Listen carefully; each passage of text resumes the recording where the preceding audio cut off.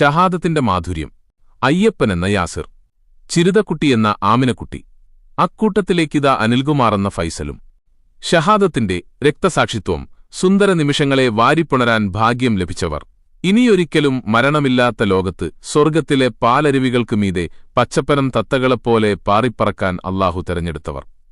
അൽഹംദുലില്ലാ. ചെറുപ്പത്തിൽ മദ്രസ പഠനകാലം തൊട്ടേ ബദറും ഉഹ്ദും ഖൈബറും ഖന്തക്കുമടങ്ങുന്ന ശുഹദാക്കളുടെ, രക്തസാക്ഷികളുടെ ചരിത്രങ്ങൾ വായിക്കാനും പ്രഭാഷണങ്ങൾ കേൾക്കാനും വല്ലാത്തൊരു ആവേശമായിരുന്നു. അന്നുമുതൽ തുടങ്ങിയതാണ് ഷഹാദത്തിനോടുള്ള അടങ്ങാത്ത ആഗ്രഹം. കേരളത്തിന്റെ ചരിത്രത്തിലെ ഇസ്ലാമിക പോരാട്ടങ്ങളെക്കുറിച്ചും രാജ്യത്തിന്റെ സ്വാതന്ത്ര്യസമര ചരിത്രത്തിൽ മുസ്ലിം പണ്ഡിതന്മാരും പോരാളികളും നടത്തിയ ത്യാഗങ്ങളെക്കുറിച്ചും പഠിച്ചപ്പോൾ ഖുതുബുസ്സമാനും വാര്യങ്കുന്നനും ഉമർ ഖാസിയും ആലി മുസ്ലിയാരുമൊക്കെ മനസ്സിൽ വിപ്ലവത്തിന്റെ പോരാട്ടവീര്യം പകർന്നു തന്നിട്ടുണ്ട്. എങ്കിലും അതിനുശേഷമുള്ള കേരളത്തിന്റെ ചരിത്രത്തിൽ ആ വിപ്ലവ തേജസ്സുകളോടൊപ്പം എന്റെ ഹൃദയത്തിൽ വലിയ ആവേശം പകർന്നു നൽകിയ മറ്റൊരു വ്യക്തിയുണ്ട്. ഒരുപക്ഷെ അദ്ദേഹം നമ്മുടെ കാലഘട്ടത്തിൽ ജീവിച്ചു കടന്നുപോയതുകൊണ്ടാവാം അത് മറ്റാരുമല്ല, ഷഹീദ് യാസിർ. അദ്ദേഹത്തിന്റെ ജീവിതത്തെക്കുറിച്ച് അല്പമെങ്കിലും മനസ്സിലാക്കാൻ ശ്രമിച്ചവർക്ക് അദ്ദേഹമെന്നും ഒരു ആവേശമായിരിക്കും. പ്രവാചകൻ പകർന്നു നൽകിയ സത്യദീനിൽ വിശ്വസിച്ചതിന്റെ പേരിൽ മർദ്ദകർ കൊന്നുതള്ളിയ ഇസ്ലാമിക ചരിത്രത്തിലെ ആദ്യ രക്തസാക്ഷികളായ യാസിർ, സുമയ്യ കുറിച്ച് കേൾക്കുമ്പോഴാണ് തിരൂരുകാരനായ ഷഹീദ് യാസിറിന്റെ ചരിത്രം ഞാൻ അറിയുന്നത്.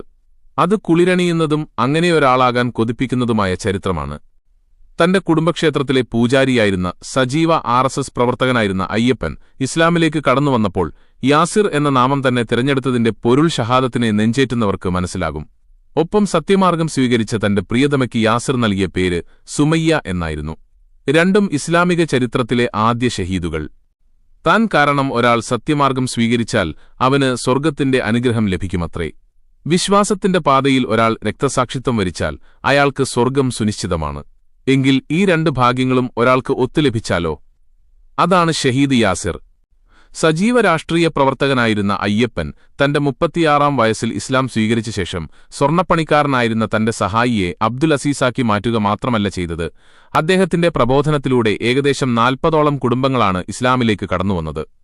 മുൻപ് വിഗ്രഹങ്ങൾക്കായി പൂജകൾ നടത്തിയിരുന്ന തന്റെ നാവിനാൽ സുന്ദരമായി ബാങ്ക് വിളിക്കുന്ന യാസിർ കേരളത്തിലെ പള്ളികളിലെല്ലാം പോയി ബാങ്ക് വിളിച്ച് പ്രായശ്ചിത്തം ചെയ്യുമായിരുന്നു എന്നത് മറ്റൊരു വിസ്മയകരമായ ചരിത്രമാണ്. എന്റെ പ്രവാസ ജീവിതകാലത്ത് രാത്രികാല ചർച്ചകളിൽ ഇടയ്ക്കിടെ കടന്നുവരുന്ന പേരായിരുന്നു ഷഹീദ് യാസിർ. തന്റെ സ്വർണ്ണപ്പണിയോടൊപ്പം തന്നെ തൃശൂർ ജില്ലയിലെ പാലപ്പിള്ളിയിലെ മലയോര ഗ്രാമങ്ങളിൽ നിന്നും തേനും കാട്ടുമരുന്നുകളും ശേഖരിച്ച് മലപ്പുറത്തും തിരൂരും കൊണ്ടുപോയി വിൽക്കുന്ന കച്ചവടവും അദ്ദേഹത്തിനുണ്ടായിരുന്നുവെന്ന് എന്റെ ഉപ്പ പറഞ്ഞപ്പോൾ മനസ്സിലൊരു കുളിർമയായിരുന്നു. കാരണം എന്റെ ഗ്രാമത്തിന്റെ മണൽത്തരികൾ പോലും യാസിർ എന്ന ഷഹീദിന്റെ പാദസ്പർശമേറ്റവയാണ്. അവസരങ്ങളും സാഹചര്യങ്ങളും അനുഗ്രഹങ്ങളായി മാറുന്നത് നമ്മുടെ നിലപാടുകളുടെ കൂടി അടിസ്ഥാനത്തിലാണ്. കുട്ടിക്കാലം മുതൽക്കേ ഷഹാദത്ത് മനസ്സിലൊരു സ്വപ്നമായി കൊണ്ടു നടന്നതുകൊണ്ടാവാം വർഷങ്ങൾക്ക് ശേഷം എന്റെ വിവാഹം നടന്നപ്പോൾ റബ്ബ് എനിക്ക് നൽകിയ പ്രിയതമയുടെ പേരും സുമയ്യ എന്നായിരുന്നു. ആദ്യ വനിതാ രക്തസാക്ഷിയുടെ ഓർമ്മയ്ക്കായി ലഭിച്ച അനുഗ്രഹം. വിവാഹശേഷം വർഷങ്ങളുടെ കാത്തിരിപ്പിനൊടുവിൽ അല്ലാഹു എനിക്കൊരാൺകുഞ്ഞിനെ സമ്മാനിച്ചപ്പോൾ അവനായി ഞാൻ കരുതിവെച്ച പേര് യാസിർ എന്നായിരുന്നു. ഫലസ്തീൻ പോരാട്ടത്തിന് നേതൃത്വം നൽകിയ ഷെയ്ഖ് അഹമ്മദ് യാസീന്റെ ഓർമ്മ കൂടി ചേർത്താണ് അവന് അഹമ്മദ് യാസിർ ഖാൻ എന്ന് പേരിട്ടത്.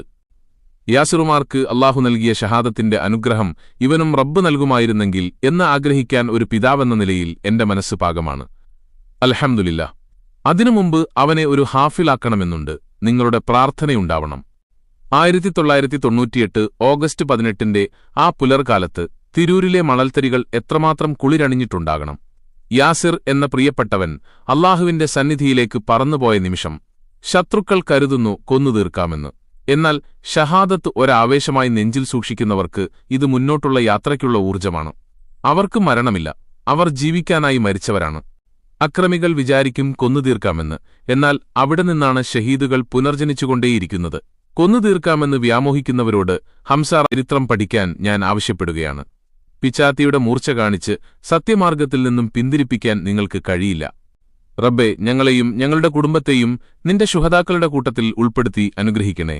നിന്റെ വിചാരണയുടെ സമയത്ത് എന്റെ രക്തവും ജീവനും നിനക്കായി സമർപ്പിച്ചു എന്ന് പറയാൻ ഭാഗ്യം ലഭിക്കുന്നവരുടെ കൂട്ടത്തിൽ ഞങ്ങളെയും ഉൾപ്പെടുത്തണേ.